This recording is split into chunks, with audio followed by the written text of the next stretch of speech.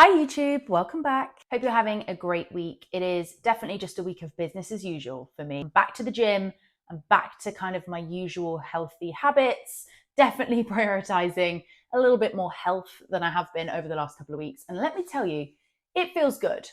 I'm not wishing summer away by any means, but I do feel like the summer months, although they're amazing, they're like crazy busy with so many social plans and celebrations, and all of that is so nice, obviously. But I am a creature of habit and I am craving some of that normality and like a bit of a hibernation period, which I feel is coming.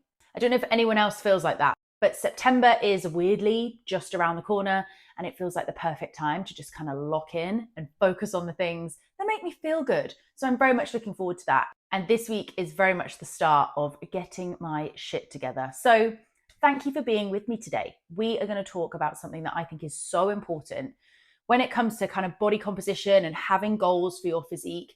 And really, it's about the difference between weight loss and fat loss. And you might be thinking semantics, like it's the same thing. It isn't the same thing. And I genuinely believe for anyone, if your goal is to look leaner and feel stronger, then really just chasing weight loss alone is not the right strategy. What you should be looking for is fat loss. So when we talk about weight loss, what we're really thinking about is the number on the scale going down. And whilst that can be a good measure if you're thinking about wanting to improve your body composition, what the scale doesn't really tell you is what kind of weight you're losing. And that has a massive impact, not just on how you look, but also your health in general. So weight loss can mean losing body fat, but it can also mean losing muscle mass, seeing water weight go down, seeing glycogen stores drop. And if you've got one of those bathroom scales that reports to tell you how much body fat and muscle mass you have, trust me, that's not what it's telling you. They are wildly inaccurate, and you cannot tell what type of weight you are losing from the bathroom scales alone. So whilst it should go without saying that this is not advice I would recommend, if my goal was to lose as much weight as possible as quickly as I can, then I'd be doing the following. I would take my calories right down to just about the level that I can make it through the day on. I'd do as much cardio as physically possible. I'd cut out carbs because I want to see that water weight drop. And I'd do zero strength training because God forbid you build some muscle and that shows on the scale. Now, when it comes to that approach, you might be thinking, well, what's wrong with that? I do just want to lose as much weight as possible as quickly as I can. Well, it really comes down to two things. Firstly, that approach is not something you can sustain long term. That is quite literally why more than 80% of diets fail. There's research to support this. And what that really means is that it's not that people can't lose the weight initially. It's absolutely possible, doing exactly what I just mentioned. But the ability to maintain that weight loss long term, which is basically what you want, is near on impossible. Hence that stark failure rate. Not only is it not sustainable long term, but you are going to be worse off as a result of that kind of approach. How, I hear you ask? Well, you could well be losing your lean mass. You do not want to do that. From an aesthetic standpoint, sure, you want toned, right? But also because muscle is vital for healthy aging, bone density, joint health, and your metabolism. This approach also tends to lead to that yo-yo effect. You try something really extreme, you lose a shit ton of weight, and then lo and behold, you go back to some of your normal behaviors and it comes back on. And the cycle repeats. The problem with that is if we're not making any effort to preserve our lean mass in that process, we end up metabolically worse off because as we go through each cycle of that yo-yo, we lose our lean mass and gain back fat mass, leaving us with much less of that lean mass than when we started in the first place, even if your body weight is technically the same. So really, we want to be a lot more specific about what kind of weight we're wanting to lose, and that is body fat, excess body fat. We want to lose our body fat and gain or maintain our muscle mass. Not only are you going to be much healthier doing it this way, you're also going to look so much better.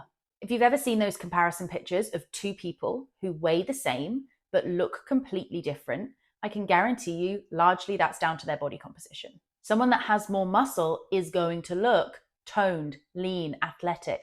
Someone with minimal muscle mass It's just going to look small and probably quite soft. And again, I'm assuming that's not what you're after. This is why you need to learn to play the long game. Because unsurprisingly, fat loss with a focus on muscle preservation is a slower process than just crash dieting and seeing how much you can make that scale number decrease. Since I gave you my example of how I would approach weight loss if that was my goal, I'll also give you my best advice on how I would approach effective fat loss. First and foremost, I'd want to figure out what my maintenance calories are. I do that by tracking my body weight and my food each day for about 2 weeks. I change nothing, track everything.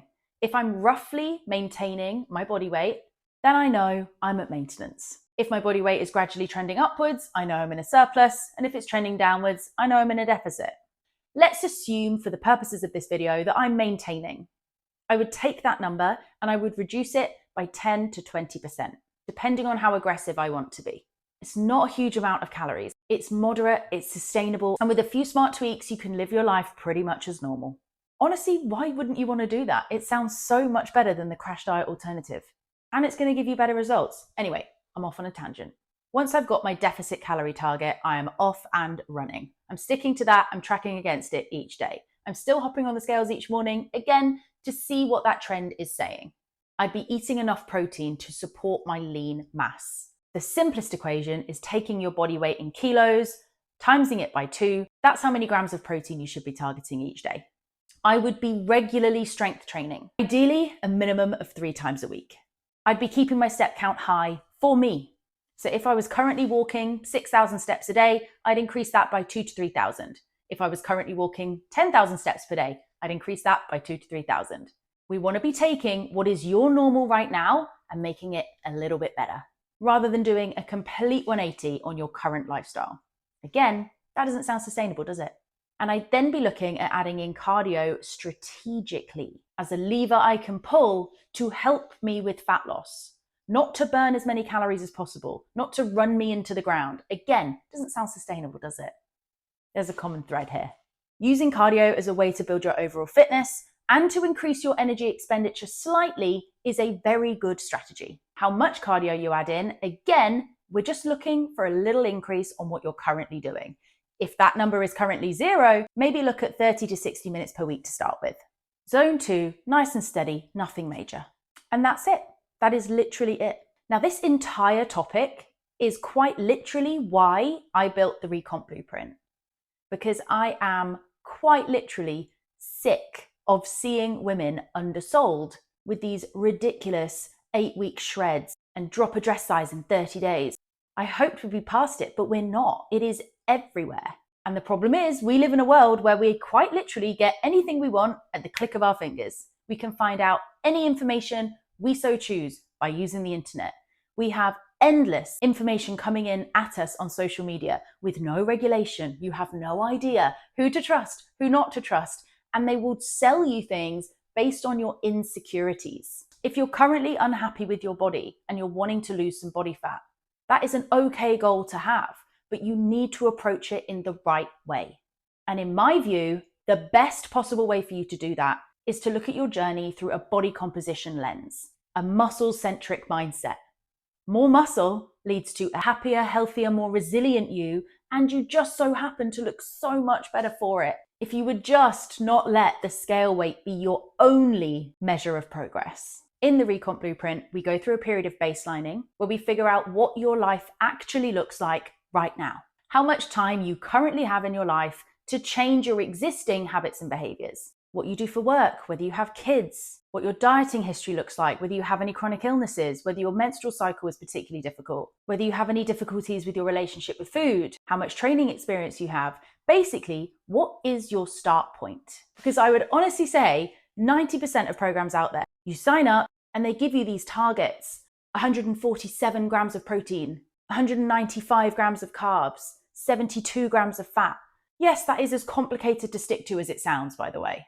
Here's a training program with 6 sessions a week, over an hour each. I also want you to do 3 hours of cardio. Meanwhile, the busy mum of 2 who struggles with emotional eating and has never stepped foot in the gym before is thinking, this is tone deaf. The people who get the best results commit to that baselining period, setting those targets that are going to fit for you right now before then heading into a structured deficit phase with a start date and a provisional end date. And none of this just get it done attitude. Actual tools that you can use to help build the habits that you're going to need. Strategies for planning, principles around your nutrition, how to set yourself up for success in the gym, meeting you where you're at, complete newbie to 5 years of training under their belt.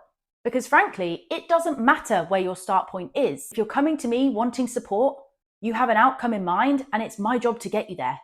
It cannot be a cookie cutter approach. Not least because it won't get you the results that you want, but it's my reputation on the line. God, I'm getting all hot and sweaty. I'm clearly quite passionate about this.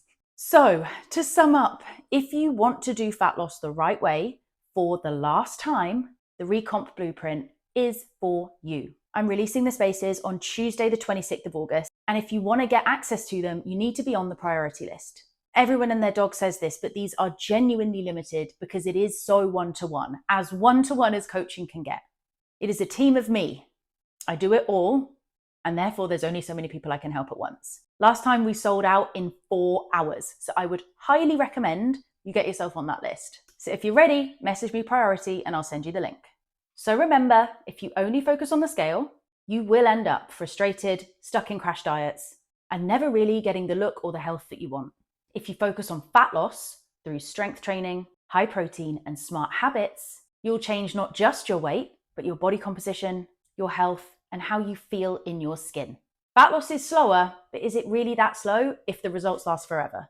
As always, any questions, drop them below. Remember to like and subscribe, and I'll see you next time. Love you, bye.